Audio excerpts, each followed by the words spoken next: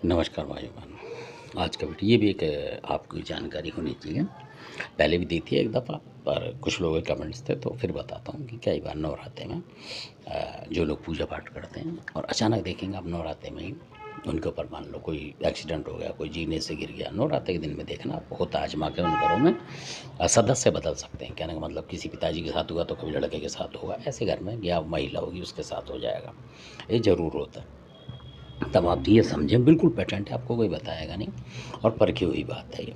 तो आप समझ लें कि आपके घर में कोई बड़ा बूढ़ा या कोई लेडीज़ भी, दादी ताई नानी कोई भी XYZ या कोई लड़की ऊपर से पहले जब टाइम में वो एक्सपायर उसका हुआ है, नवरात्रों में वो एक्सपायर हुई है। और क्योंकि एक्सपायर हो जाती थी वो खुलने का मतलब ये होता है कि पहले गाँव होते थे, तो अगर नवरात्रे में किसी गाय के बच्चा वगैरह हो जाता था या किसी महिला के बच्चा हो जाता है तो वो जो आन होती है वो टूट जाती है, नीलाग।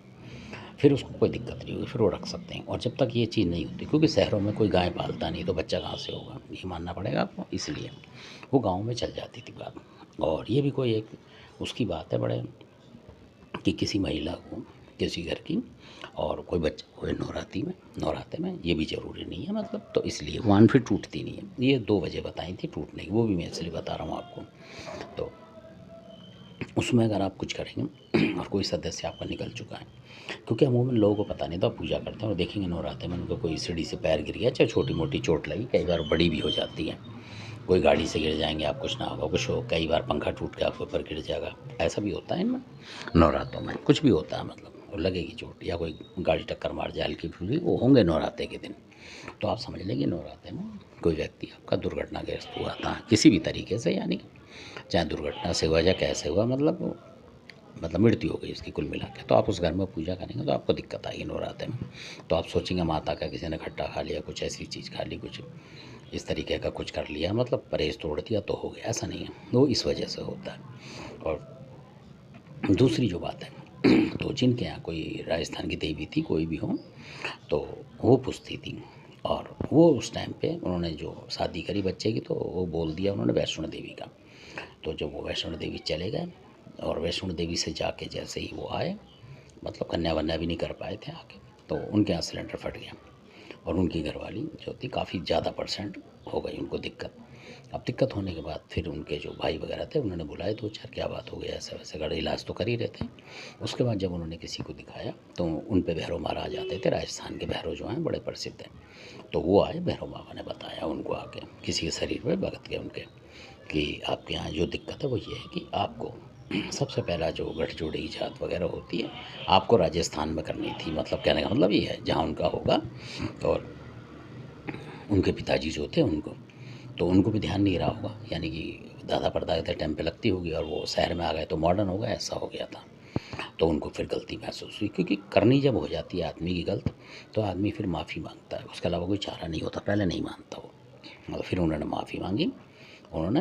और वो माता फिर आई, उन्होंने वही माता उन भगत में जो उन पर भैरव आ रहे थे, वो माता आई। उन्होंने बोला कि तूने मेरे दर्शन छोड़ के वैष्णो देवी पे चला गया, ऐसे बोला उन्होंने। ये उनके शब्द है, मेरे नहीं है, कोई बुरा माना।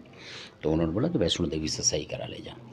तो उन्होंने पैरों में पड़ गए, मतलब उस भगत की कि माता क्षमा करो आप, ऐसे ऐसे करके क्या होगा। अब इसको ज़्यादा परसेंट हो गई थी, मतलब दाग आ गए थे उनके शरीर पे। तो उन्होंने माता ने बोला कि अब मेरा चमत्कार देख अपनी कुल देवी का, यानी कि राजस्थान में हो कोई भी हो। तो हमने पूछा नहीं था उनसे, ऐसा दुर्घटनाग्रस्त हुई थी बाकायदा वो। तो इसलिए, और काफ़ी इलाज हुआ था, महंगे अस्पताल है कैलाश दिल्ली में, नोएडा में, उसमें हुआ था। तो तब की बात है ये। तो उन माता ने चमत्कार दिखा, उन्होंने बोला कि अब जो हो गया, तूने मतलब बच्चे की शादी हुई है, तू वैष्णो देवी चला गया, इधर चला गया, उधर चला गया, ये मॉडर्न कर रहे हो काम। और जो कुल देवी के दर्शन पहले होते हैं और मैं तेरी कुल देवी, उन्होंने बताया उनको कि तेरे को नहीं पता तो अब बता के जा रही हूँ, सबको पता था, दादा परदादा को। ऐसे कि तूने सोचा कि राजस्थान में नहीं है और बच्चा जिद कर रहा तो वहाँ चला गया, ऐसा नहीं होता है। पहले जात मेरी लगेगी, मतलब दर्शन मेरे होंगे, ऐसे बोला माता ने। कि चाहे तू प्रसाद चढ़ा मत चढ़ा उसकी बात नहीं थी मेरे को, सिर्फ दर्शन हमारे बंदे होते हैं तो आना पड़ता है। तो फिर उन्होंने उनको आशीर्वाद दिया माता ने कि अब तेरी घरवाली का जो भी निशान विशान जो होगा वो आएगा नहीं एक भी, जैसे पहली थी चमड़ी वैसी हो जाएगी उसकी, ये मेरा आशीर्वाद है। 1 महीने के अंदर हो जाएगी, मतलब 1 आध महीने में। तो फिर उसके 1 आध महीने बाद देखा उनको, वाक्य में ही उन्होंने खुद बताया हमें कि कोई निशान नहीं रहा उनके शरीर पे, देख लो। और वो ठीक होके आ गई, मतलब 10 15 20 दिन में जैसे ही वो माता आई उनके ऊपर, और 10-15-20 दिन बाद वो बिल्कुल स्वस्थ हो गई, यानी कि जो दिक्कत हो रही थी जलन वगैरह सब खत्म हो गई। तो ये होते हैं चमत्कार, कुलदेवी हो गए। तो धन्यवाद आपने सुना, क्योंकि आजकल लोग भागम भाग अपनी कुलदेवियों को भूलते जा रहे हैं। जो भी जिस देवी को मान रही है, कोई बहू आ गई वो कहते हैं कि लड़की कि मैं तो वहाँ से वैष्णो देवी को मानती हुई आई थी जी, कि मेरी शादी हो जाएगी, मैं दर्शन करूँगी। तो आप लोगों के साथ भी ऐसा हो तो पहले अपनी कुलदेवी की करें, उसके बाद उन माता की करें। क्योंकि अगर आप भी ऐसे कर लेंगे तो देखेंगे कि हो सकता है, भगवान ना करे पर ऐसा होता है। ये रियल सच्ची ही घटना है, बिल्कुल सत्य घटना है। इसलिए मैंने हॉस्पिटल वगैरह के भी नाम बताए हैं आपको, इसलिए। तो धन्यवाद आपने सुना, अच्छा लगा सब्सक्राइब शेयर लाइक करें। और हमारा काम है वीडियो के ज़रिए से आप लोगों को जागरूक करना कि ऐसी गलतियाँ किसी के साथ ना हो। तो कई बार बच्चों के चक्कर में आके लोग कहीं का दर्शन होते हैं और कहीं कर लेते हैं। धन्यवाद आपका।